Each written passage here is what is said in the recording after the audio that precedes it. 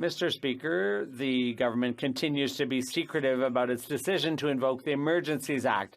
CSIS says the convoy wasn't a threat to national security at all, and we know it didn't meet the definition of national emergency in the Act. The only document the government says it relied on was an obscure legal opinion that the Minister of Justice is hiding. The minister, as a lawyer, may well be bound by solicitor-client privilege, but not the government, the client.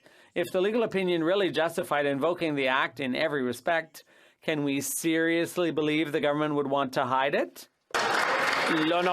The Honourable Minister of Public Safety. Mr. Speaker, you have to remember that last winter we were facing an unprecedented situation. The consequences for Canadians, for workers, for families, it was all unprecedented. And after much consultation with police and other levels of government, we took the decision that was necessary.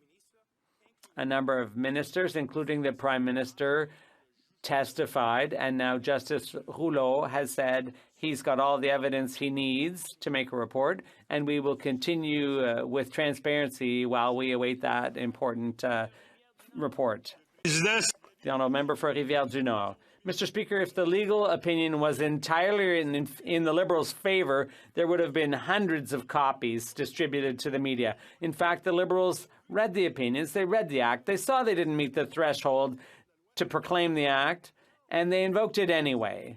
It was exactly to prevent this that the old War Measures Act was changed to the Emergencies Act, because it was necessary to prevent any government from saying, just watch me, and arbitrarily suspending individual freedoms.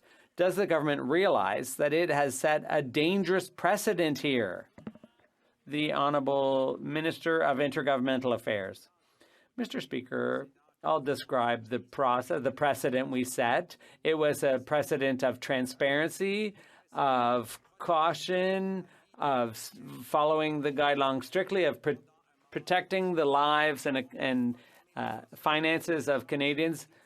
Yes, we invoked the Emergencies Act in a targeted and balanced way for 9 days, and it solved a national emergency which was threatening Canadians from coast to coast, and we're proud of the decision we made as a government.